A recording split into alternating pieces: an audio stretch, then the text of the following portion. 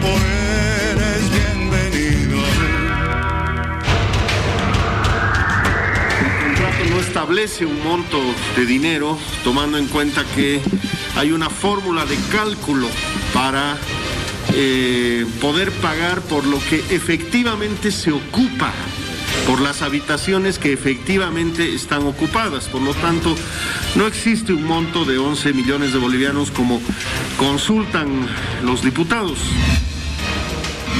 El tema de la oposición y voces es que debía tratar siempre de sentarse para tener uno o dos alternativas y no 5 al cohete. Eso evidentemente es favorecer. La división es absolutamente clara al interior del MAS y lo vemos día a día en todas las decisiones que suceden en la Asamblea. Es una pelea entre la voz de la Argentina y la voz que aquí se maneja. La población debe estar tranquila. El ministro ha venido a cumplir la obligación ante una convocatoria en calidad de testigo. Esperemos que la investigación prospere y que la declaración que he hecho aporte de alguna manera a esta investigación.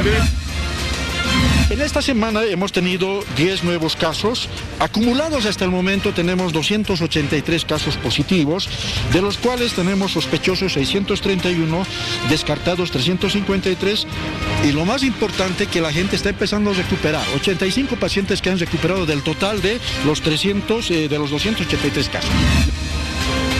Tenemos un total de 47 casos de feminicidio que están en proceso de investigación. Dentro de lo que es este tiempo de la cuarentena son 16 casos que se tiene de conocimiento sujetos a investigación. Hola, ¿cómo está? Muy buenas noches, bienvenido a esta hora 23. Le voy a pasar un dato.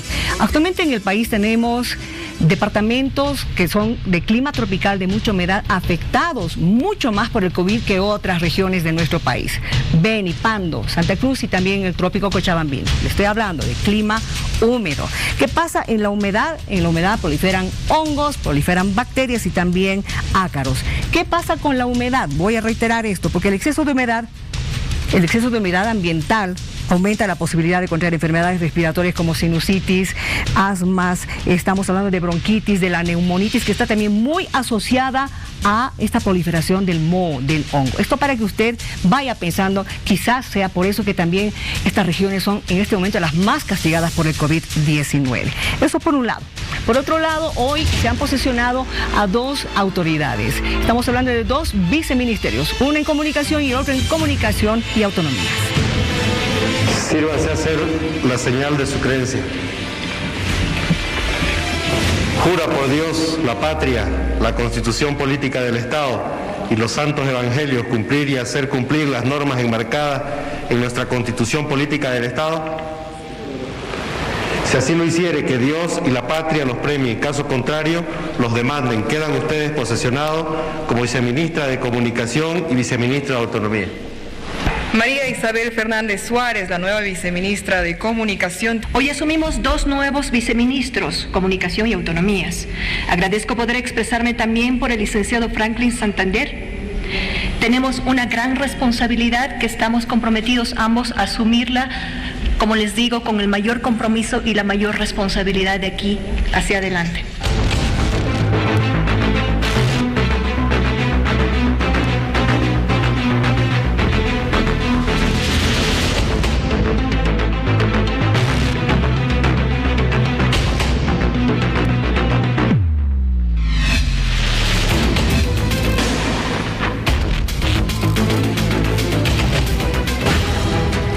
Día de cuarentena número 81 en Bolivia, que estamos también en algunas regiones en una flexibilización de la cuarentena. Tenemos el día de mañana feriado. Vamos a conversar de esto, pero también de otros temas de inmediato con el ministro de Trabajo, don Oscar Mercado. ¿Cómo está? Muy buenas noches, bienvenido a Hora 23. Muy buenas noches, Miriam. Un gusto saludarla y muy buenas noches a todo el país. Igualmente. Vamos por lo más difícil, lo más complicado, porque recientemente la Confederación de Fabriles ha denunciado que está habiendo en este sector despidos injustificados, reducción de salarios en los trabajadores, y no es el único, ¿no es cierto? Son diferentes sectores sociales que en este momento se están apersonando hasta el Ministerio para justamente denunciar que han sido despedidos injustificadamente. Bueno, hemos estado nosotros reactivando nuestras actividades, como habíamos conversado varias veces hace ya un par de semanas. Sí. Y claro, eso ha propiciado de que algunos sectores que consideraban vulnerados sus derechos laborales, en algunos casos despidos, en algunos casos descuentos injustificados de salario, nos hagan conocer ya de manera efectiva y de manera, en muchos casos, presencial. Y por supuesto, hemos sentido una mayor fuerza de este tipo de demandas presentadas ante el Ministerio. A raíz de ello hemos sostenido nosotros un encuentro con la Confederación de Fabriles y representantes de al menos 5 regiones, 5 departamentos del país, para hacer una valoración y una evaluación conjunta respecto de lo que estaría sucediendo sobre el particular. Por supuesto, hay empresas que están con estas dificultades económicas. En muchos de los casos lo están haciendo conforme establecen los procedimientos, conforme establecen las normas, pero en muchos otros no. Hemos evidenciado que no están cumpliendo las normas ni los procedimientos, y por ello es que estamos tomando acciones dentro del marco de nuestras competencias. Nuestras inspectorías están permanentemente en actividad y estamos viendo de subsanar estas situaciones que se hayan podido presentar como efecto de la cuarentena rígida primero y las consecuencias que ha traído a la economía, como era de esperar. Ahora, ¿qué pasa con este tema de la reducción de salarios? Según las normas, reducción de salario es equivalente a despido, ¿o sí? Mire, nosotros habíamos establecido de que una de las medidas que asumimos durante la cuarentena rígida y la dinámica es precisamente la protección del salario. A raíz de ello, incluso se generaron 2 fondos: el Fondo de Reactivación Económica para las micro, pequeñas y medianas empresas, y también se generó la posibilidad de créditos que puedan acceder las empresas o las unidades empresariales para poder cubrir con los salarios. Por lo tanto, nosotros hemos precautelado desde ahí la estabilidad laboral. Como usted muy bien dice, la reducción de salario suele considerarse un despido indirecto. Por lo tanto, si esto se estaría suscitando, por supuesto no está enmarcado en la normativa aplicable en el país, y eso trae consecuencias de orden laboral, y sobre ello estamos trabajando. Ahora, sabemos que estos créditos para las empresas no está funcionando, ministro. Esto hay que decirlo claramente, no hay quien pueda responder en la ASFI o en las entidades financieras, porque hasta el momento siguen elaborando la norma y han pasado cuántos meses, pero hay empresas que realmente le están pasando muy mal, no están pudiendo cancelar los sueldos a sus empleados porque justamente no tienen esa facilidad de poder acceder a ese crédito que en un principio se dijo que iba a ser fácil. Sí, han habido algunos problemas de orden operativo. Yo estuve en permanente contacto con el Ministerio de Economía, en este caso, para que se puedan ir resolviendo estos temas operativos. Pero para eso está la labor del Ministerio de Trabajo. Nosotros recibimos la denuncia, valoramos cada situación en particular, porque claro, no todos los casos tienen las mismas características y tampoco las mismas consecuencias, y la idea es que nosotros podamos modular aquellos casos en los que pueda ser comprensible el retraso, se pueda resolver la situación de alguna manera, porque lo prioritario es precautelar la fuente del empleo. Bueno, estamos tomando acciones en ese sentido. Pero si se debe a negligencia por parte del empleador, si se debe a una falta de criterios respecto a estos temas, estamos actuando de otra manera. Nosotros, en esa lógica, nuestros inspectores están siendo muy cautelosos y están trabajando caso por caso para no evitar la generalización de estos temas, que sería un error por parte del Ministerio de Trabajo. Sí, realmente es complicada la situación en este momento, porque, bueno, y no solamente en el país, es a nivel mundial este problema de que va a aumentar la tasa de desempleo, eso es evidente. Pero ¿qué hacer ante esto? ¿Cómo podemos nosotros salvar, digamos, o por lo menos colaborar con esas personas que en este momento se han quedado sin fuente, ni siquiera han practicado cómo es trabajar en el área informal? Ese plan de empleos que ustedes han prometido, ¿en qué anda? Sí, yo creo que va a estar los próximos, en este fin de semana vamos a terminar de pulir algunos detalles, y los primeros días de la próxima semana lo estaremos presentando a la cabeza del Ministerio de Desarrollo Productivo. Hemos estado haciendo labores de coordinación interinstitucional con todos los ministerios sectoriales para ver de generar las condiciones y lanzar este plan de empleos que tiene el objetivo central de generar al menos 600.000 empleos entre indirectos y directos de impacto inmediato en el país. Yo creo que van a haber noticias positivas los primeros días de la próxima semana. No ha sido fácil estructurar toda esta dinámica que tiene que generar este plan de empleo, porque requiere niveles de coordinación, no solo en el nivel central del Estado, sino también niveles de coordinación con las entidades territoriales autónomas, por las características que va a asumir, orientado a la construcción, orientado al tema de la salud, al apoyo a la agroindustria. Entonces, son temas que requieren de un nivel de coordinación bastante delicado, en el que hemos estado trabajando y, por supuesto, generando toda una ingeniería de procesos y procedimientos para garantizar la transparencia y, obviamente, la amplia participación de los sectores más afectados por la crisis. Pero tendremos novedades muy pronto sobre el particular. A ver, ministro, usted que es titular justamente en el Ministerio de Trabajo, ¿qué fortalezas se tiene en Bolivia con relación al trabajador boliviano? Esto para ir viendo también, para que cada uno vaya viendo a qué área se puede, qué sé yo, en qué área se puede apoyar. Bueno, nosotros sabemos que el pueblo boliviano primero es un pueblo trabajador, que no se hace muchos problemas respecto de la actividad en la cual pueda generar ingresos para llevar a su familia, ¿no? Lo importante aquí es identificar los sectores más vulnerables y los sectores que además pueden generar empleo y efecto masivo. No es lo mismo tratar de generar en este momento, que es de urgencia, una actitud respecto de la actividad del turismo, por ejemplo, que todavía tiene serias limitaciones respecto a sus potencialidades hoy por hoy. Sabemos que a la larga eso habrá que recuperarlo y habrá que trabajar intensamente para hacerlo, que el sector o el rubro de la construcción. El rubro de la construcción tiene un impacto multiplicador en la economía boliviana, y la generación de proyectos en el área de la construcción, más allá de los empleos directos que genera, moviliza de tal forma la economía de que su efecto en los empleos indirectos es mayor. Entonces, es importante, más que definir a qué cada ciudadano puede dedicarse, es importante encontrar estos rubros que tienen este impacto importante en el rubro económico nacional, sí, y por supuesto concentrarnos en esas actividades. Ahora, a nivel internacional se dice, y esto es evidente, también va a ser en nuestro país, hay algunos sectores que van a ser los más golpeados porque todavía no están en este momento en actividad. Turismo, el sector del entretenimiento. Tenemos en entretenimiento un montón además de sectores, ¿no es cierto?, que a la vez van colaborando, igual que en turismo. ¿Qué se va a hacer con relación a ellos? Bueno, hay que generar, por supuesto, planes de contingencia. Mire, el sector turístico en el país normalmente moviliza alrededor de $1.200. Genera alrededor de 80.000 empleos directos, y por supuesto su implicancia en los empleos indirectos es muy importante, pese a que no se ha trabajado en los últimos años de manera efectiva y consciente en esa área. El desafío que tiene ahora el Ministerio de Desarrollo Productivo, que es que está a cargo en este momento del área, es precisamente generar estos planes de contingencia para poder reactivar el sector en cuanto sea posible. De ahí que nos parece muy apropiada la decisión que se tomó en gabinete de que turismo deje de ser parte de lo que fue el Ministerio de Cultura y sea parte del Ministerio de Desarrollo Productivo. Al ser parte del Ministerio de Desarrollo Productivo, es considerada una actividad económica importante en el país. Tiene hoy su propio viceministerio, y el enfoque que le está dando el gobierno de la presidenta Áñez es precisamente el adecuado para poder reactivarlo en cuanto las condiciones se generen, tanto de turismo interno como de turismo internacional. Entonces, estamos trabajando en ello. Desde ya esta modificación institucional es una clara señal de que este rubro nos interesa profundamente resguardarlo, y ya será el Ministerio de Desarrollo Productivo el que genere los planes de contingencia para poder recuperar rápidamente esta actividad. Muy bien.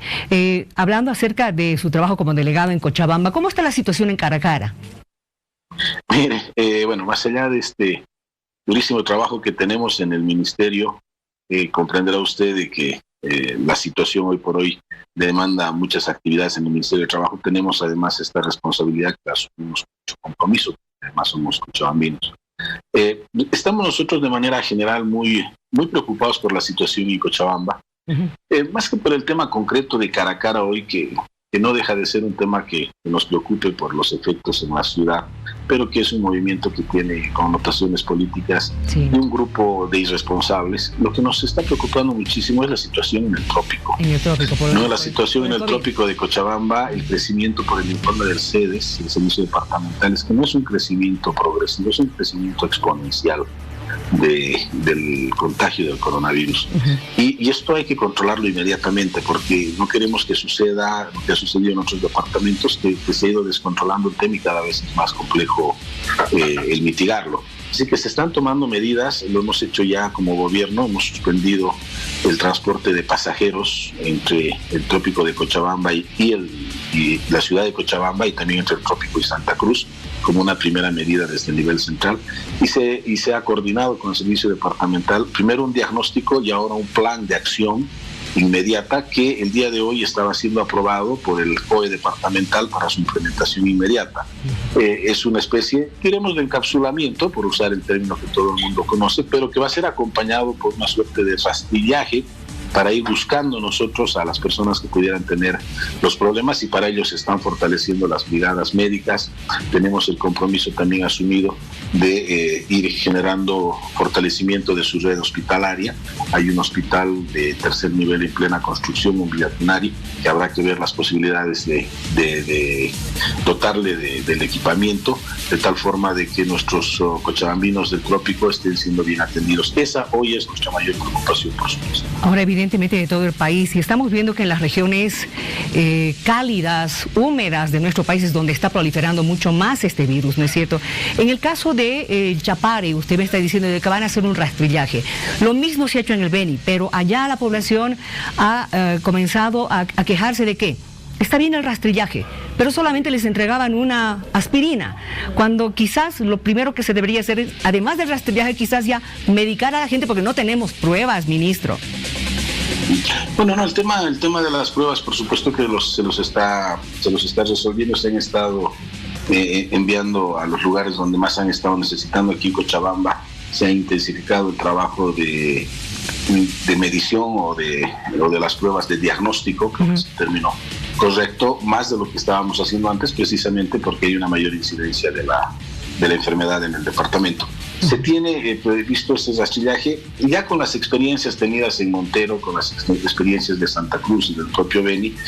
Usted sabe, estamos construyendo nuestro propio catálogo o nuestro propio manual de acción. Exacto. Y esto es, si se quiere, prueba y error. Hay cosas que nos funcionan muy bien, hay cosas que hay que corregirlas, hay cosas que hay que ajustarlas, y permanentemente estamos aprendiendo. Por supuesto, en este caso, que los rastrillajes que se hagan en las comunidades del trópico, que están siendo coordinadas con las autoridades locales, tendrán que ser mejoradas en su aplicación y en su implementación en otras regiones que, bueno, fue la primera vez que se hizo. Recordaba usted, primero se hizo un encapsulamiento, pero solo se encapsuló, no se fue a buscar a los enfermos, y luego corregimos eso y se generaron estas brigadas de rastrillaje. Entonces, poco a poco vamos mejorando también nosotros nuestras condiciones de implementación de nuestras acciones, de tal forma de que sean más efectivas. Muy bien, ministro, ya para ir cerrando la entrevista, mañana tenemos feriado nacional, ¿nadie trabaja? Bueno, las actividades están suspendidas, tanto las actividades públicas como las privadas están suspendidas para efectos laborales. Usted sabe de que la disposición del feriado, para empezar, es una disposición que está en una ley o en un decreto supremo. Lo que hace el ministerio es recordar esta situación para que los empleadores y los empleados tomen sus previsiones en esta índole. Con lo que hemos hecho nosotros, como sucede normalmente en cada feriado, es la suspensión de actividades públicas y privadas. Ahora, el desplazamiento de las personas y la circulación de los vehículos, como ha quedado establecido en el último decreto supremo que hemos emitido, el 4245, si no me equivoco, o 4225, establece que esto es una atribución de las ETAs el generar estas características del cumplimiento de la cuarentena dinámica. Entonces ya han emitido, entiendo yo, varias alcaldías, varias gobernaciones, disposiciones respecto de la circulación de las personas y de los vehículos. Por lo demás, es un feriado, no hay actividades públicas y privadas, y solo les resta a las ETAs determinar el tema de la circulación de personas y el desplazamiento de vehículos. Le agradezco mucho por haber conversado con nosotros esta noche, y estaremos en una nueva oportunidad hablando. Muchas gracias a usted, muy buenas noches, y a sus órdenes cuando gusten. Que le vaya bien, ministro, muy buenas noches. Nos espera un ratito, por favor, y ya volvemos. Hora 23. No importa el color que tengas, serás bienvenido.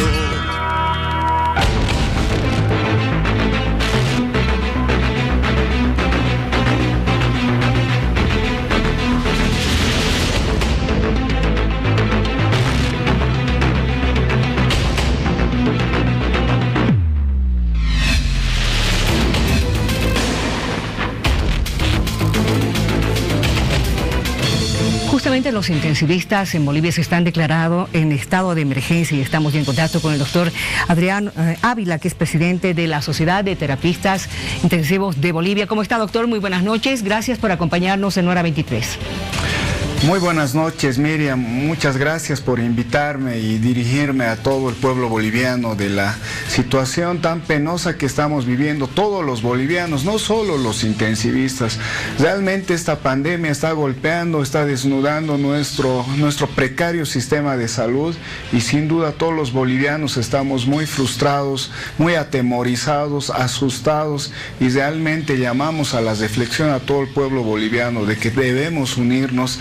En este momento, pues estoy dispuesto a cualquier duda, pregunta que me puedas hacer. Querido doctor, ¿cuántos intensivistas tenemos en Bolivia? A ver, prácticamente hoy, Miriam, se cumple casi los 3 meses de los 2 casos que han aparecido en Bolivia. Tú te acordarás que el primer caso ha sido en Oruro y en Santa Cruz. Sí. Prácticamente 3 meses aproximadamente estamos contando hasta el día de ayer casi hasta 15,000 pacientes de acuerdo a lo que ha informado el ministerio. Sí. Entonces, nosotros como sociedad habíamos hecho una reunión haciendo una encuesta preliminar antes de esta pandemia porque queríamos conocer la situación real de las unidades de terapia intensiva. Cada filial nos daba diferentes números. En total, más o menos teníamos 490 camas equipadas en terapia intensiva. De acuerdo a la Organización Mundial de la Salud, por cada 10,000 habitantes debemos tener una cama equipada en terapia intensiva. A ver, un respirador han hecho creer que es sinónimo de una cama equipada en terapia intensiva. Una cama equipada en terapia intensiva consta de un monitor, un ventilador, un aspirador, un catre especial para el paciente crítico, unas bombas de infusión. A esto un equipo de intensivistas licenciadas, expertas en terapia intensiva, fisioterapeutas, auxiliares. En realidad, este paciente crítico depende prácticamente del funcionamiento de todo este equipo. Falta uno, probablemente las complicaciones la vaya a llevar el paciente.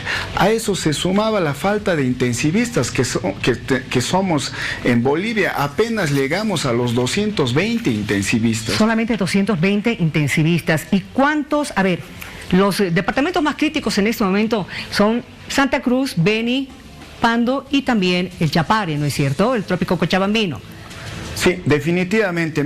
Mire, nosotros con un grupo de voluntarios fuimos al Beni, sí, con un grupo de médicos especialistas, ante el auxilio, porque estaban falleciendo médicos, nuestros colegas estaban falleciendo. ¿Qué se denominaba esta campaña de médico a médico? Fuimos a ver porque solo había un intensivista en la ciudad del Beni, el doctor Camam. Prácticamente ya ese es un estado crítico. A eso se han sumado las 7 camas que tenía el Beni. Y prácticamente han llegado otros personajes, puedo decir, que han empezado a hacer creer a la población que tomando unos medicamentos, prácticamente un combo de 6 medicamentos, con la premisa de decir tomen con fe, prácticamente los benianos han empezado a tomar. Y no solo se estaban complicando con el COVID, sino con problemas renales, hepáticos, gastrointestinales, cardíacos, y prácticamente ha colapsado el sistema. ¿Cuánto ha cambiado de la situación que hemos ido? Acabo de hablar hace media hora. Nada. Seguimos con las 7 camas, seguimos con el único intensivista que se hace apoyar por médicos generales que prácticamente se están debatiendo en la primera línea. Y vamos más allá, prácticamente Santa Cruz nos acercamos a los casi 10,000, 9,224 casos. Miriam, o sea, y se está muriendo la gente, no solo en el Beni, en Santa Cruz. Y este dolor, mira, no puede ser ajeno al resto de los bolivianos. No podemos mirar de palco qué está sucediendo al resto del país. Mira, acaban de comunicarme que en La Paz, prácticamente, si no conocía el pueblo, les informo, en La Paz el único centro que está habilitado para los centros COVID en terapia intensiva es La Portada. ¿Saben cuántas camas han habilitado? Solo 6. Solo 6 para La Paz. En el Alto, el Hospital del Norte, 4. Acaban de decirme que está colapsando. ¿Cómo no va a colapsar si no hemos ni hemos prácticamente preparado 10 camas para casi 3 millones de habitantes? Entonces hacemos un llamado no solo al pueblo boliviano, sino a nuestras autoridades. Les estamos dando las cifras reales, les estamos alertando, pero necesitamos prácticamente que ustedes acompañen, manden un equipo de prensa, cerciórense en este instante cómo está la portada y el norte para que prácticamente luchemos juntos. Ahora, doctor, en medio de esto tenemos un gran problema y usted lo sabe perfectamente. No tenemos la cantidad de pruebas para realizar los test y saber quién tiene el COVID y quién no, sea asintomático o no. Porque la OMS ha dicho una cosa, luego dice otra cosa, en la OMS ya no se puede confiar. Es evidente que cada país tiene nomás que crear sus propios tratamientos, ¿no es cierto? Y en medio de esos tratamientos, a pesar de que yo estoy notando que usted no está de acuerdo por lo que ha pasado en el Beni, evidentemente no tenemos pruebas, no sabemos quién tiene el COVID, se va a hacer rastrillajes en una u otra zona, no en todo el país. ¿Qué hacemos para salvar a la gente? A ver, Miriam, para toda la población, el 80% de los bolivianos, Miriam, va a cursar esta enfermedad como un resfrío común. Exacto. ¿Y cómo nos curamos tú y yo o cualquier boliviano de un resfrío común? Hidratándonos, si nos duele un antigripal, ¿no es cierto? Matecitos, cítricos. Porque nuestro sistema inmunológico, nuestras defensas innatas con las que nacemos, supera a este virus. ¿Y cómo retornamos a la normalidad? Pero ¿qué es lo que pasa con este virus? Que ese 80% puede ser asintomático y puede contagiar a un sector muy débil, muy frágil. O no, tal vez, porque no sabemos realmente cómo se está comportando el virus con los asintomáticos. Puede que contagien o pueden que no, eso también lo ha dicho la OMS. Sí, de acuerdo, pero nosotros, estas experiencias que yo le comunico son las experiencias de otros países grandes, como Chile, España, China, Italia, y estas recomendaciones nosotros las hacemos. Pero aún así hay que cuidar a este sector vulnerable de personas obesas, viejitos, pueden ser nuestros papás, cardiópatas, con presión alta, diabéticas, artritis, renales crónicos, y prácticamente un 5% tiene alta probabilidad de llegar a una unidad de terapia intensiva. Les estoy dando las cifras reales de las camas, donde van a ser atendidas. Es más, actualmente en el Departamento de La Paz, de acuerdo a lo que me han comentado los colegas, ya está colapsando. ¿Cómo no va a colapsar si prácticamente tenemos solo 10 camas? ¿A eso qué se suma? Que la cuarentena, ¿sabes para qué servía? Para que un determinado país prácticamente se prepare. Exacto, y no lo hemos hecho realmente. Mire, anticipadamente se debió haber pedido las pruebas. Han dicho que había demasiada demanda, que no hay las pruebas. Seguimos con el mismo problema, de la falta de respiradores también. Complicada realmente la situación, así como nos la plantea, doctor. Sí, y no solo complicada, es muy triste ver la realidad de otros departamentos como el Beni, como Santa Cruz, que prácticamente están muriendo bolivianos. No podemos ver de palco, nos está tocando la puerta el coronavirus al departamento de La Paz. Prácticamente los gobernantes están enfocados en las elecciones. No puedo entender esa situación, ni siquiera hemos llegado al pico de este problema. ¿Cuántos bolivianos más tienen que morir? No entiendo, inclusive están pidiendo dinero para las elecciones cuando debería ese recurso donarse, invertirse en la salud del pueblo boliviano. Quieren que los bolivianos vayan a votar, entonces cuiden a los votantes. ¿Y cómo es la forma que se tiene que actuar? Prácticamente haciendo un trabajo conjunto desde el ministerio, las gobernaciones y las alcaldías, y es de conocimiento general. Creo que en la gobernación se han designado, hay 2 cabezas de sedes. O sea, no entendemos cuál es el razonamiento, pero sin duda el único perjudicado va a ser el pueblo boliviano, porque realmente no hay una coordinación. Exacto, y es el que tiene que cuidarse, y en eso le doy la razón. Usted realmente lo estoy viendo muy compungido con esta realidad, y hemos querido también ser un medio para que usted pueda expresarse, doctor. Gracias por haber acompañado esta noche, hora 23. Muchas gracias, Miriam, y decirle al pueblo boliviano, si nosotros nos informamos, este 80% se cuida, no arriesguemos a este 15%, salgan lavándose las manos, hagan estrategias para no estar en contacto 1 metro, 2 metros, pónganse el barbijo, no digan que este virus no les va a hacer nada. Evidentemente el 80% no va a sentir nada, pero podemos ser responsables prácticamente de contagiar a un sector vulnerable, y vamos a estar con esa conciencia, y no tenemos realmente condiciones para esta pandemia. Yo hago un llamado a todo el pueblo boliviano, a los gobernantes, gobernantes, por favor, dedíquense a hablar de la salud. Más adelante verán estas diferencias que realmente están lastimando al pueblo boliviano. Gracias. Muchas gracias. Gracias, doctor. Que le vaya muy bien. Pausa, por favor.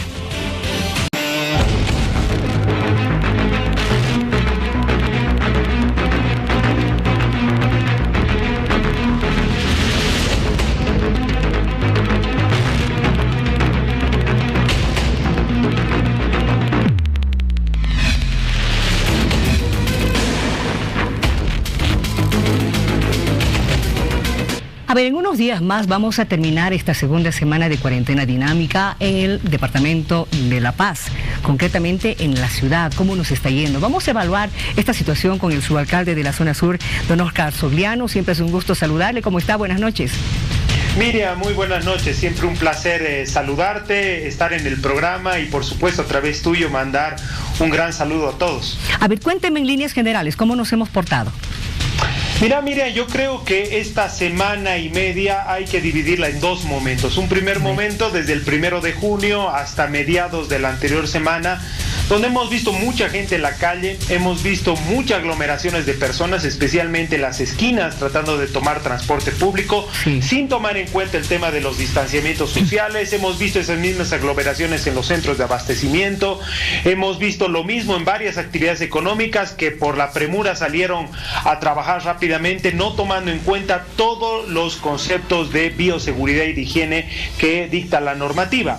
Y por eso los primeros días siempre fueron muy difíciles. Fueron también donde se dio la mayor cantidad de movilidades del transporte público remitidas a tránsito, o autos engrampados, o de actividades económicas suspendidas por distintos criterios. Pero de ahí tenemos que evaluar una segunda etapa, que es desde mediados de la anterior semana hasta ahora, donde hemos visto menos gente en varios sectores, en varios lugares de la ciudad de La Paz. Ya no hemos visto esas largas filas para el transporte con aglomeración de personas. Hemos tenido menos casos en el tema de actividades económicas y comerciales que han sido sancionadas, porque ahora ya todos prácticamente están utilizando las medidas de bioseguridad correspondientes, pero obviamente, como en todo, Miriam, no hay un equilibrio perfecto. Hay algunas zonas y sectores que se han comportado mucho mejor que otros, y otros lugares donde todavía persisten las aglomeraciones, todavía hemos encontrado personas sin barbijos, sin medidas de bioseguridad, y obviamente esto se tiene que ir regulando poco a poco. ¿Cuáles son esas zonas que tienen problemas, los problemas que acaba de mencionar? Mira, hemos visto en los grandes centros de abastecimiento como en El Tejar, como en Villa Fátima, como en Las Rodríguez, que todavía en algunos sectores hay gran aglomeración de personas. Hemos encontrado una media que va más de 100 actividades económicas de gastronomía, es decir, de restaurantes que estaban trabajando a puertas abiertas con los comensales al interior de las actividades y comiendo dentro de los locales. Por supuesto, estas 100 actividades han sido suspendidas de manera inmediata, como dicta el tema de la normativa, pero todavía persiste ese tipo de conductas, y obviamente nuestros controles, tanto en el tema de transporte con la policía, con la Guardia Municipal de Transporte y la Intendencia y la Dirección de Mercados, va a continuar y continúa de manera mucho más rígida ahora, porque claro, cuando tú sabes, Miriam, que cuando el tiempo pasa, la gente empieza a relajarse un poco más y empieza a decir, bueno, ya no está necesario lo arriesgo, no es necesario esto, y en esa lógica de relajarnos es cuando vienen los contagios de manera masiva, y es algo que tenemos que trabajar y impedir entre todos. Por eso es que cuando vemos el cartelito de suspendido ya sabemos por qué es, porque solamente está habilitado el servicio de delivery para alimentos y también para farmacia. Así es, Miriam, eso también hemos puesto en los carteles de suspendido que las únicas dos modalidades que existen para el tema de la comida es los deliveries, y es pedir en una actividad económica, la salchipapera, el señor que hace la roticería, el almuerzo, se hace un pedido previo y va uno, recoge el producto y se lo lleva a la casa para llevar y ingerirlo en el domicilio. Tampoco está permitido el tema del consumo de comida en la calle, y tampoco obviamente dentro de las actividades económicas. Muy bien, ahora en medio de este panorama, ¿cuál sería nuestra situación a partir de la próxima semana? Ustedes ya han debido estar hablando, coordinando, ¿qué se va a hacer? Mira, Miriam, el número de casos elevados que se dio la anterior semana, entre miércoles, jueves y esta semana, no se debe, obviamente, a las actividades del 1 de junio. Hay que tomar en cuenta que esto es previo, ha sido una semana y media antes, 2 semanas antes que las personas se han contagiado y recién, obviamente, los síntomas se los ha empezado a percibir entre la semana y media y 2 semanas de contagio. En esta primera semana se han mantenido esos casos, por eso el COE departamental ha extendido hasta el día viernes, que se va a tener una reunión con todas las autoridades municipales, departamentales y nacionales para hacer una evaluación integral, y obviamente con estas evaluaciones la próxima semana se tomarán nuevas decisiones en relación si es que seguimos con esta cuarentena dinámica flexible o en algunos casos también podemos encapsular o podemos restringir el tema de las actividades económicas en algunos distritos o macrodistritos. Eso dependerá de las variables, dependerá de los estudios que tenemos por macrodistrito, pero además, Miriam, esto es importante también decirlo, en la integralidad del departamento. No vivimos solos en la ciudad de La Paz. Estamos colindante con el Alto, con más de 6 municipios del área metropolitana que confluyen todos los días desde primeras horas de la mañana a La Paz para distintas actividades laborables, económicas, y obviamente el diagnóstico y las variables que tienen que ver con la capacidad hospitalaria instalada, el número de casos en aumento, tiene que ver también con una dimensión integral de esa capacidad en el Alto, en La Paz y eventualmente en el departamento. En torno a esta evaluación que usted está haciendo, ¿ya sabe de algunas disposiciones a las que habrían arribado tanto el alcalde Revilla, la alcaldesa Chapetón y también autoridades de gobierno? Bueno, en realidad las disposiciones que se comunicaron en los medios de comunicación luego de la reunión del COE del día lunes, llevando la reunión para este día miércoles, solicitando al Ministerio de Salud, a la ministra de Salud, cuántas unidades de terapia intensiva van a llegar para el departamento de La Paz, porque también hay que tomar en cuenta que estas variables son muy importantes para poder identificar, valorar y si tú lo quieres, medir el tema de la capacidad hospitalaria que podemos tener eventualmente en una exponencial subida de casos, para ir calculando que este número de casos que crece de manera exponencial no sobrepase estas capacidades instaladas. Por eso es importante saber cuántas están destinadas al departamento de La Paz, y en relación a esas variables, más el tema de las evaluaciones que se está haciendo de casos positivos en distintos lugares, se medirá para tomar una decisión en lo que la normativa prevé, es decir, volver a la cuarentena rígida de manera global en La Paz o en otros municipios metropolitanos o en otros municipios del departamento de La Paz, o medidas de restricciones en lugares específicos, sabiendo que esos lugares han tenido mayor casos positivos. Esto obviamente tiene que ver a partir de esa evaluación de esos indicadores que se evaluarán seguramente este día viernes. Muy bien, yo le agradezco mucho por haber conversado con nosotros. De todas formas, le tengo que transmitir algo que la población también nos dice, que por favor no nos encierren, necesitamos trabajar. ¿No es cierto? La verdad, tampoco el bolsillo aguanta un tiempo más de encierro. Gracias, subalcalde, por haber conversado con nosotros. Muchas gracias, Miriam, por darme la oportunidad de poder informar a los vecinos. Como tú dijiste, nadie quiere volver a la cuarentena rígida, Miriam, absolutamente nadie. Nosotros, las autoridades, las actividades económicas, nadie. Eso va a depender del comportamiento de nosotros. Si hacemos caso de las medidas de bioseguridad, de las restricciones que tenemos, de salir con el barbijo, de ayudar, Miriam, en el control social. Si vemos que meten más movilidades en la movilidad de los 8 permitidos, denunciémoslo en el primer punto de control que tengamos. Si alguien tiene puesto mal el barbijo, también le digamos, señora, el barbijo tiene que cubrir nariz y boca. Depende de nosotros, depende de la corresponsabilidad que tengamos, y si obviamente cumplimos todas las medidas de higiene y de bioseguridad, no tendremos que volver a esta cuarentena, que nadie la quiere, pero bueno, es algo que tenemos que evaluar y entre todos salir de esto de la mano. Muchas gracias, Mira, nuevamente, y muy buenas noches. Muy buenas noches, que le vaya muy bien, subalcalde. Nosotros tenemos nuestro contacto en directo. El contacto en directo. No solamente tenemos el COVID aquí molestándonos, también el dengue, ¿no es cierto? Estamos ya con nuestra compañera, por favor, Marcela Zuleta, si ya la tenemos. ¿Cómo está, Marcelita, para que nos cuentes información al respecto? ¿Cómo estás, Miriam? Muy buenas noches. Estamos junto al técnico del Servicio Departamental de Salud de Epidemiología, el doctor Ronald Pérez, para hablar de un índice de lo que es el dengue que se ha incrementado. Doctor, ¿cómo está? Muy buenas noches. Bienvenido a Hora 23. ¿Cómo está? Muy buenas noches. Un saludo cordial a toda nuestra población. Justamente estamos haciendo un análisis del comportamiento de lo que es el dengue en nuestro departamento y vemos que este periodo epidémico 2019-2020 es que mayor incidencia de casos se han tenido. Tenemos alrededor de 4.003 casos sospechosos, de los cuales se han diagnosticado como positivos 2.320 casos. De estos, 1.746 casos aproximadamente son considerados autóctonos, vale decir que tenemos la presencia del vector, está circulando el virus en nuestro departamento, ante todo en los municipios de Monteagudo, que es uno de los municipios con mayor incidencia de casos, en Distrito 7, Sucre Rural, vale decir Surí, Machuquichuquí, El Chaco, donde mayor cantidad de casos se han presentado, y además de otros como Guacareta, Macharetí, Muyupampa, Candúa, pero lo que nos llama la atención este periodo epidémico es que hemos tenido la presencia de casos en municipios como Tomina, por ejemplo, Sopachú y Padilla, donde antes no se tenía la presencia del vector y menos casos positivos considerados autóctonos. Sin embargo, esta gestión se ha tenido la presencia de esta enfermedad en estos municipios, por lo que nuestros técnicos han estado trabajando hasta el mes de mayo prácticamente, realizando la prevención y contención de esta enfermedad. A diferencia de otras gestiones, ¿cuánto es lo máximo?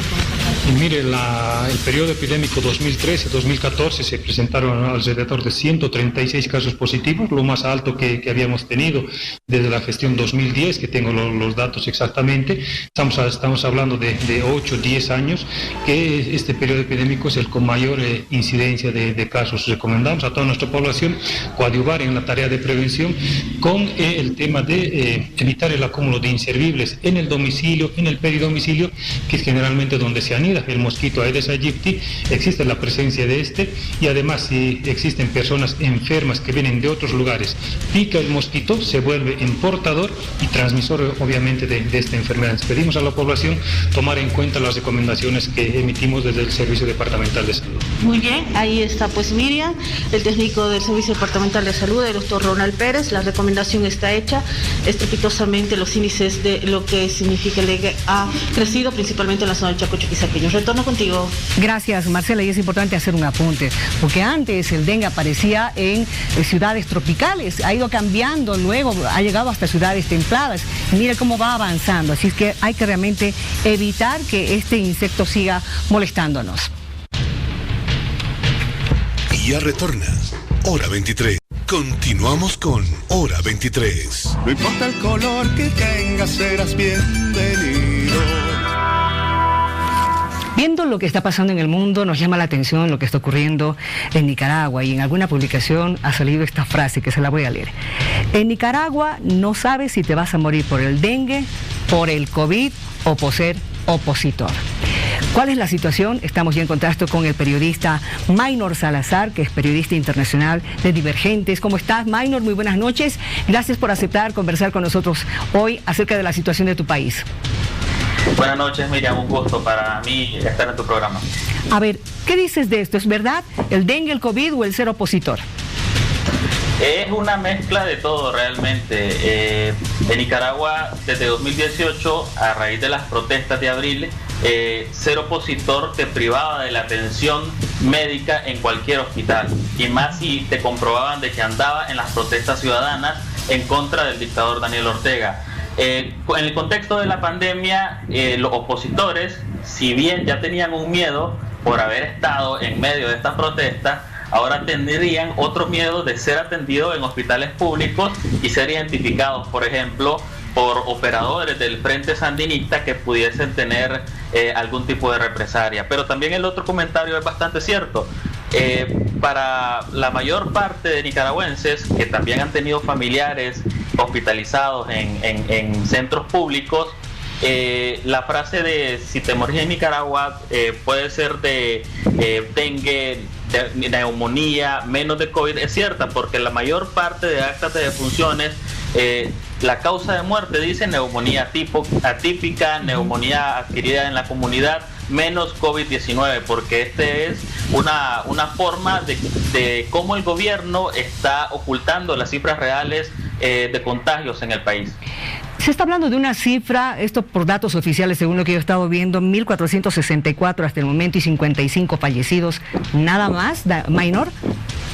Esta es una cifra que el gobierno ha salido mostrando en las últimas 2 semanas, pero hay un dato bastante interesante. Hasta mediados de mayo el gobierno siempre ha mantenido una cifra de 16, 18 contagios y apenas 3 muertos.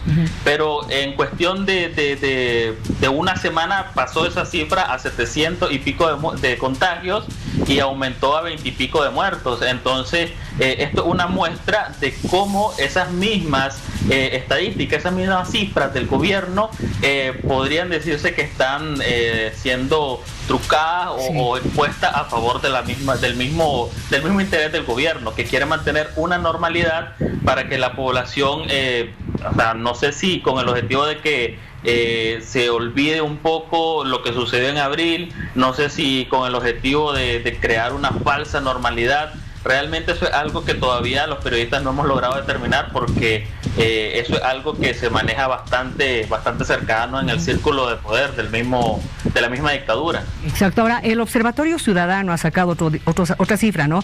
5.000 contagiados positivos y más de 1.000 muertos, que estamos hablando por lo menos el 20%, ¿no es cierto?, de fallecidos. Eso es muy grande. Nicaragua tiene más de 6 millones de habitantes, 6.400.000 aproximadamente.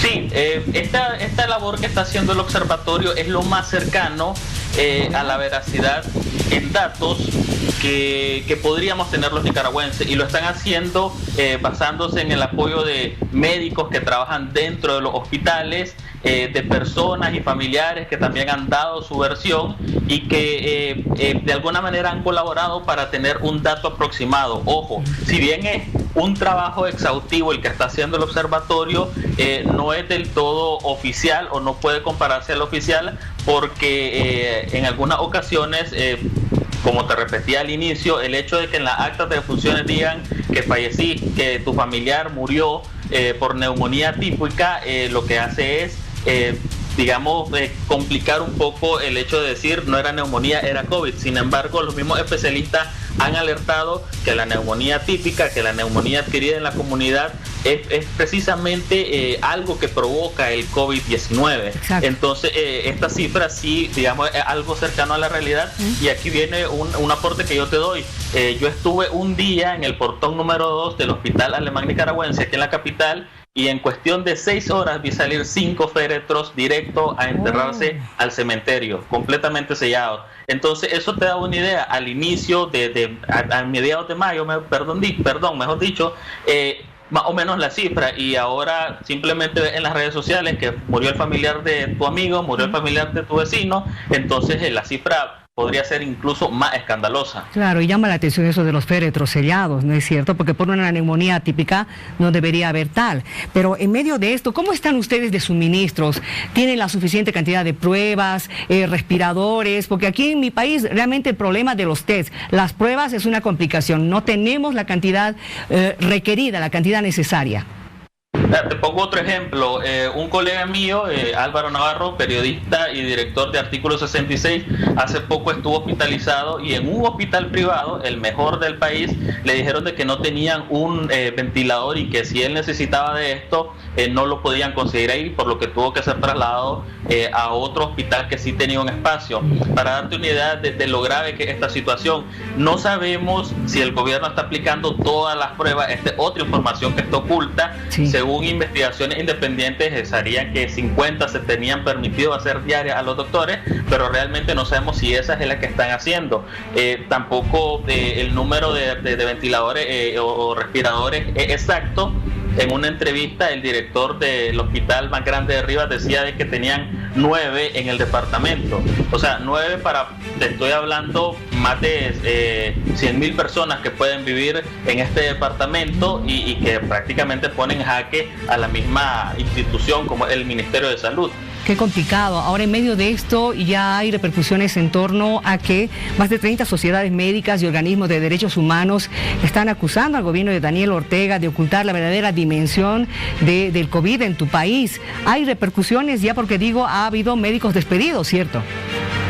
Claro, o sea, la principal presión que ha puesto el gobierno de Daniel Ortega es precisamente el despido de especialistas que tienen años incluso trabajando en instituciones, en el Ministerio de Salud, especialistas con 30 años de carrera, trayectoria, que incluso han fundado áreas de oncología en los hospitales. Además de esto, también el hecho de despedir a esos trabajadores del Estado que han denunciado, por ejemplo, y tal vez no está muy cercano de las instituciones del Estado, pero un manager de un equipo de béisbol de primera división aquí por hablar con un medio internacional fue despedido de su cargo, o sea, por simplemente contar cómo vivió él todo su proceso y cómo superó el COVID. Entonces, este tipo de presiones están siempre a la orden del día. A los periodistas, la misma vicepresidenta en una locución a mediodía dijo de que a todos esos que estaban promoviendo noticias falsas se les iba a responsabilizar de esta desinformación, y que esos periodistas que están hablando, o sea, que también tienen expedientes, dijo, de los abusos y violaciones que han sido denunciados. Entonces, si bien no dijo periodistas de determinado medio de comunicación, para el gobierno, para la primera dama, para la vicepresidenta, quienes informamos o quienes damos noticias falsas somos los periodistas independientes. Entonces fue una amenaza indirecta que también nos llega a nosotros, pues, y que lamentablemente afecta nuestra labor. Realmente qué complicado, Maynor. Y en medio de esto, ¿qué tipo de medicinas están utilizando? Porque evidentemente después de las grandes mentiras de la OMS, cada país está elaborando su cuadro de pruebas, de errores, y ver qué es lo que funciona. ¿Qué medicamentos están tomando los nicaragüenses? Dependiendo del caso, o de si sos sospechoso de tener COVID o de si ya lo tenés, pero sí, en su mayoría ivermectina y acitromicina está siendo recetada como un proceso. Algo particular que quería agregar, aquí el gobierno apeló al uso del interferón. ¿Ya? Supongo que en Bolivia también lo conocen. Lo conocemos, pero no lo están usando.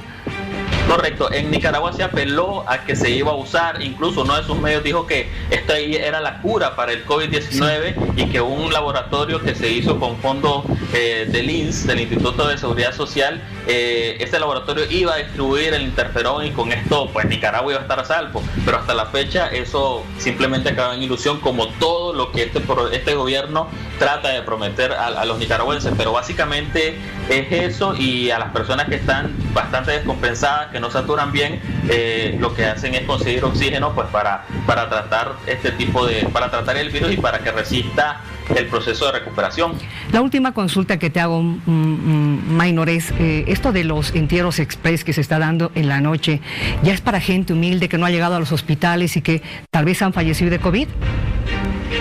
Para gente humilde que llegó a los hospitales, que no tenían un seguro, y también para las personas que simplemente no llegaron en tiempo y forma a retirar a su familiar, y también para las personas que están conscientes de que ahí tenía que llegar a ser atendidas, pero que el propio Ministerio de Salud y el gobierno ha orientado a enterrar por la noche. Y ahí viene algo bastante interesante. A inicios de mayo esto era lo que sucedía en las primeras semanas. O sea, vos veías salir de los hospitales hacia los cementerios, y los entierros eran en la noche.